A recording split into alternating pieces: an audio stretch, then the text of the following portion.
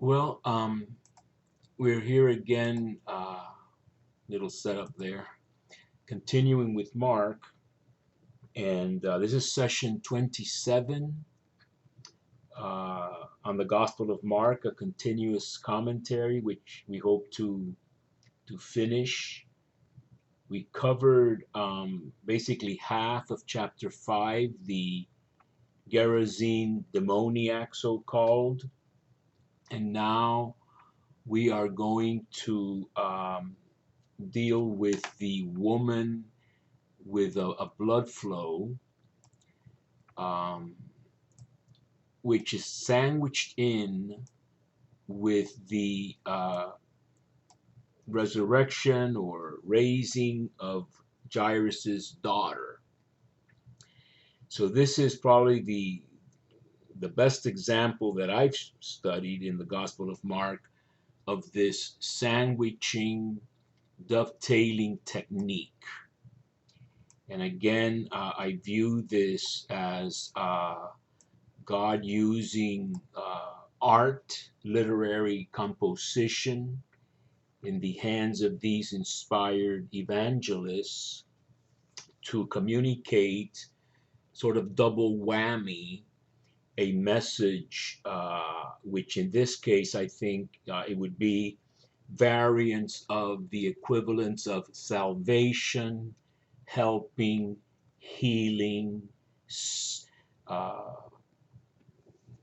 forgiving sins, restoring, making fertile, even removing stigma. This word to save, the yasha verb in Hebrew, is originally, as so many other, almost every word in Hebrew, I guess, comes from a very earthy situation, to be, plucked out of a tight spot when you're cornered in a war, etc., or plucked out of a fire. There are words that are the equivalent of salvation with different Hebrew verbs, like high priest Joshua was plucked out of the fire in Zechariah, I think 3 or 6. In any case, the I have to get my timing here right. In this case, we have this sandwiching technique whereby the bread, so to speak, the top bread would be the notification to Jesus that the one of the chiefs of the synagogue had a daughter who was at the point of death, a 12-year-old girl. And so the 12 years are going to link the daughter of Jairus with the bleeding woman. The daughter of Jairus has not had children. She's too young. If she were to die, the real stigma, the real tragedy would be to die as a woman childless, sort of a failure in that world view, even religious view. If you may remember in the book of Judges, there is the case of Jephthah's daughter. If I can find that easily here, 1 second. Jephthah in chapter 11 of the book of Judges makes a vow regarding a battle that whoever comes out of his house first, he will sacrifice. This is an echo of human sacrifice in the land of Canaan, which even the story of Abraham and Isaac reflects echoes of that. Even the rescue of the firstborn reflects echoes of that practice that the Israelites encountered, and that has been widespread in many cultures. And so when the daughter comes out, this lovely little girl, and Jephthah is, distraught. She says, "No, no, keep your vow, father. Only give me a couple of months to go with my companions to mourn my virginity. Go to the mountains to mourn," which is supposed to be a ritual celebrated every year. So um, an example of the stigma of being childless. We have a lot of biblical examples of that. Hannah, when she had Samuel, etc. The woman with the blood flow can't have any sexual relations for 12 years. How old she was, we don't know, but maybe she was 12 when she began to have these uh, atypical menstruations, amenorrhea, which is legislated in the book of Leviticus. Two different chapters we're going to look at. I've heard, I guess one of my professors maybe even speculated that the version in Luke, the Greek construction there, perhaps could be taken to mean that this woman, this is the parallel passage in Luke of the bleeding woman that touches Jesus, that she had been, maybe bleeding from the age of 12. I haven't found any possible corroboration of that possibility grammatically. But in any case, we could speculate that this woman, certainly according to Leviticus, would not have had any sexual relations with her husband if she's menstruating. That's the greatest form of impurity. Almost in Judaism, there's a whole Mishnah tractate, Nidah, on bleeding women, etc. And the land will vomit you. It's one of the curses in Leviticus 18 that if you become impure with one of these, abominations going into your wife when she's menstruating, this is really indigestion for the land, resulting in exile. So we have this scene here where Jesus is on his way. And if you notice the language, which I have to, I'm not that familiar with the English Standard Version. I have it because I think it's the best. But the Latin is always going to be much more faithful to the actual Greek. And they're going to use the word save here rather than heal. I will be made well if I touch his garments. It says here, I will be made well. That's not right. I prefer to keep it literal. You can put a footnote and explain whatever you want. But salva ero in Latin is going to be I will be saved.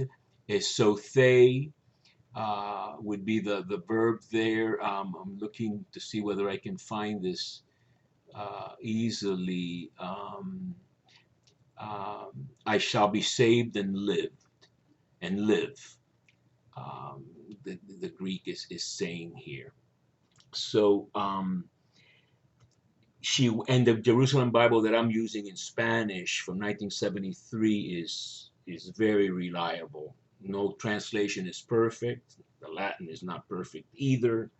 This is the New Vulgate, but certainly very literal. And the King James, because it largely follows according to its period, what was available in Latin, which is pretty good.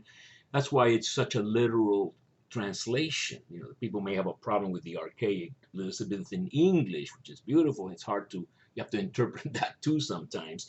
But nevertheless, I prefer literal, and then you can put a footnote explaining to your heart's desire what you think it really means, blah, blah, blah, how you would paraphrase it or something.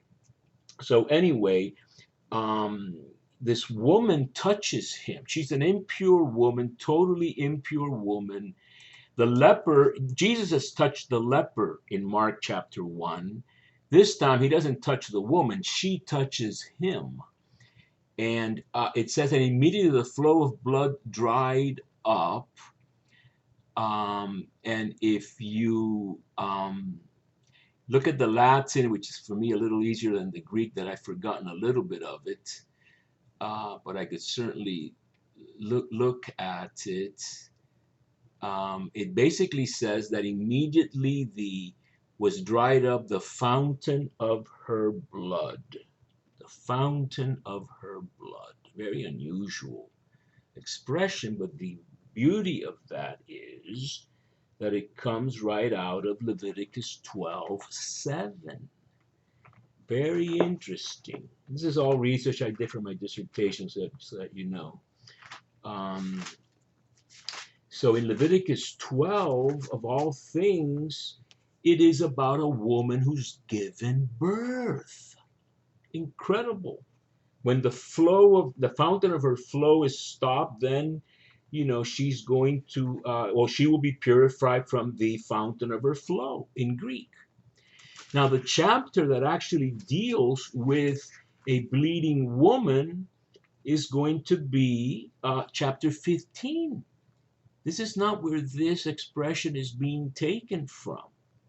You would expect that maybe Mark wants to fulfill or refer to something in the chapter in Leviticus that has to do with bleeding women, amenorrheic, irregular menstrual flows that keep going on and on. But instead, he's literally, very subtly, you'd have to look at the Greek and know your Bible. He very subtly quotes from chapter 12, which is the purification of a woman who's given birth. Incredible.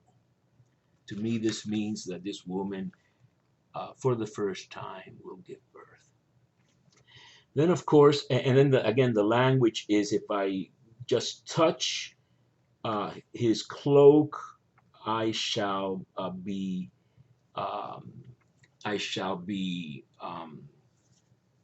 saved. And you could interpret that as healed, but it's literally saved.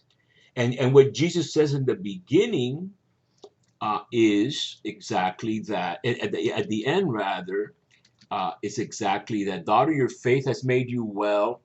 Bad translation. Bad translation. It really says, daughter, your faith has made you saved. Go in peace and be healed of your plague. That's what it literally says in the Greek. So even the ESV, supposed to be the most literal translation, is lacking in my opinion, because in Greek it says, if a daughter, your faith has saved you, go in peace and be healed of your scourge. So that is as far as this woman. Then we get back as the meat portion, if you want, or the middle portion of the sandwich. The end portion, then, the other bread, would be that he arrives at Jairus's house. Everyone is thrown out except his intimates. He says she's just sleeping, which of course is a metaphor for death, oftentimes in the New Testament, certainly. And he takes the girl by the hand in 41. And I wish these things had, verse numbers. But he takes the girl by the hand, assumit, or they were laughing at him, and he attendants taking the hand of the girl. This to me is tantamount to the grasping, if you will, or holding of the little lambs at the beginning of the book of the Consolation of Israel in Isaiah 40, where this good shepherd will gather into his arms the little lambs, talaim in Hebrew, this talita in Aramaic, probably, is really the same. It has an echo of that. And kum is a resurrection verb, arise, get up, like even getting up out of bed, which is almost like waking up from sleep. I think some of the scholars say should be kumi in the feminine, but it's quoted as this. And then she gets up and walks around. And so she is now also saved from this stigma, both of death and of childlessness. And that is really how this sandwich works in Mark. And we finish with chapter 5, and with God's help, we'll continue with chapter 6. Thank you.